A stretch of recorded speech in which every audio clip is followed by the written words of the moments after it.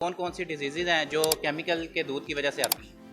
Chemical के दूध की वजह से बहुत सारी डिजीज़ आ रही हैं। फॉर एग्जांपल ट्यूबरक्लोसिस आजकल बहुत कॉमन है, जो कि सिर्फ मिल्क के केमिकल की वजह से जो है स्प्रेड हो रही है। और अगर हम मिल्क की कंजप्शन को कम कर देते हैं तो हमारे पास जो ऑस्टियोमेल्शिया, कैल्शियम की डेफिशिएंसी, जॉइंट्स की पेन, ऑर्थराइटिस, इस तरह की जो डिजीज़ हैं, इस तरह की जो कॉमन डिजीज़ हैं जो हमारे अंदर आ रही हैं। इसके अलावा जहाँ तक केमिकल, मिल्क में केमिकल ऐड करने की बात है, तो वो हमने किया कि हम उसके लिए 38 केमिकल टेस्ट तकरीबन जो है वो कर रहे हैं, ताकि मिल्क को केमिकल फ्री बनाया जा सके। क्योंकि मिल्क केमिकल्स की वजह से जहाँ तक ट्यूबरक्लोसिस का जिक्र है वो भी आ रही है। इसके अलावा मेंटल रिटार्डेशन की डिजीज़ आ रही हैं, शॉर्ट हाइटेड होना, शॉर्ट टेम्पर्ड होना। ये डिजीज़ से बचने के लिए क्या करना चाहिए?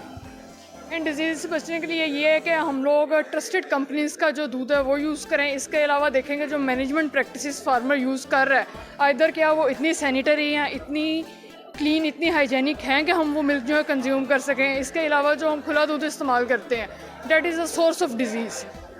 Milk is a complete diet, but when we talk about this milk is a source of disease. तो हमें चाहिए कि हम पैकेज्ड मिल्क यूज़ करें, और पैकेज्ड मिल्क भी वो यूज़ करें जो कि क्वालिटी टेस्ट से इम्प्रूव्ड हो। यूनिवर्सिटी ऑफ एग्रीकल्चर फैसलाबाद के अंदर आज जो है वो मिल्क डे मनाया जा रहा है। इसमें हम बेसिकली जो है वो मिल्क की इम्पोर्टेंस के बारे में जो है वो बताते हैं। मिल्क की इम्पोर्टेंस जो है वो उसके अंदर ये है कि आयरन जो होता है मिल्क के अंदर वो कम है, कैल्शियम मिनरल्स वगैरह होते हैं, और जो कैल्शियम है वो हमारी बोन्स वगैरह के लिए जो है वो अच्छा है। और बेसिकली हम ये जो डे है वो इसलिए सेलिब्रेट करते हैं ताकि जो डेयरी प्रोडक्ट्स हैं उनको हमारी हेल्थ के लिए जो है वो किस तरह से कंट्रीब्यूट कर सकती हैं। हमें सेफ मिल्क प्रोडक्शन को इन्हांस करना चाहिए। मिल्कमैन को जाके सेमिनार्स उनको देने चाहिए, उनको अवेयरनेस देनी चाहिए कि कैसे हाइजीन को कंट्रोल करते हुए मिल्किंग करनी चाहिए। प्रोड्यूसर्स और मिडलमैन और फार्मर्स, इन सबको हमें फर्दर नॉलेज देनी चाहिए। पाकिस्तान में ज़्यादा अडल्ट्रेशन हो रही है, जो कि बहुत ही अनफॉर्चुनेटली गलत बात है, नहीं करनी चाहिए। पर अब इसको कंट्रोल करने के लिए हम अपनी यूनिवर्सिटी में, अपनी लैब में एक अडल्ट्रेशन किट डेवलप कर रहे हैं, जो हम फार्मर्स को सप्लाई करेंगे ताकि वो चेक कर सकें कि मिल्क जो है वो अडल्ट्रेटेड है या नहीं। क्योंकि बेसिकली अवेयर कर रहे हैं मिल्क के हवाले से कि मिल्क तो पहले भी यूज़ हो रहा है, लेकिन सेफ मिल्क प्रोडक्शन है वो अब हमारा मेन कंसर्न है कि जो मिल्क हम कंज्यूम कर रहे हैं, जो हम प्रोड्यूस कर रहे हैं, वो सेफ़ टू यूज़ हो। सेफ़ टू यूज़ कैसे हो कि वो फ्री ऑफ अडल्ट्रेंट्स हो, फ्री ऑफ कंटेमिनेशन हो। कंटेमिनेशन और अडल्ट्रेंट्स में फ़र्क आ जाता है। कंटेमिनेशन बेसिकली वो चीज़ है कि जो माहौल से उसने अडॉप्ट कर लिया, मतलब कि वो डर्टी यूटेंसिल के अंदर आपने पोर्ट कर लिया मिल्क, जब आपने विड्रॉ किया एनवायरमेंटल इफेक्ट्स आ गए। अडल्ट्रेंट्स वो हैं जो खुद ऐड की जाती हैं चीज़ें, जैसे हम लोग सिंथेटिक मिल्क का कंसेप्ट आता है, डिफरेंट अडल्ट्रेंट्स यूज़ होते हैं। उसके अंदर हम आप देख लेते हैं शुगर है, स्टार्च है, और मिल्क की लाइफ को एक्सटेंड करने के लिए फार्मलिन वगैरह का यूज़ किया जाता है। की पैदावार के लिहाज से पाकिस्तान चौथा बड़ा मुल्क माना जाता है, तो क्या आप समझते हैं कि दूध की पैदावार इस हद तक हो रही है?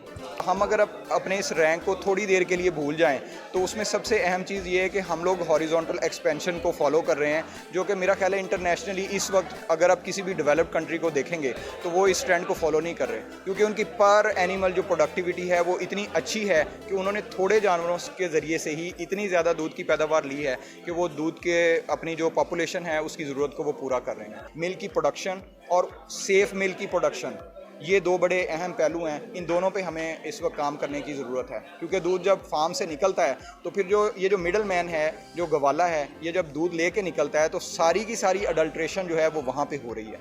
और जानवरों की सेहत, जिसमें ख़ास तौर पे ज़ूनोटिक जो माइक्रो ऑर्गेनिज़म हैं या पैथोजेंस हैं, उनका भी हमने देखना है कि क्या मिल्क कंटेमिनेटेड तो नहीं है।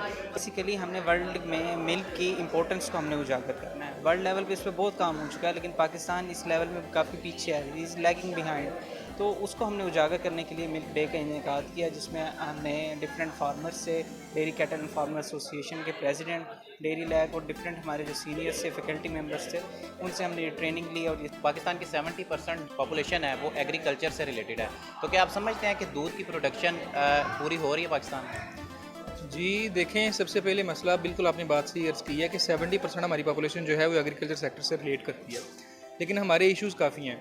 हमारे इश्यूज़ ये हैं कि हमारी प्रोडक्शन जो है एनिमल्स की उतनी नहीं है जितनी होनी चाहिए थी। उसमें 2-3 फैक्टर्स हैं। एक तो हम लोगों ने उसमें ब्रीडिंग का कोई हमारी पॉलिसी पे हमने एक्ट नहीं किया।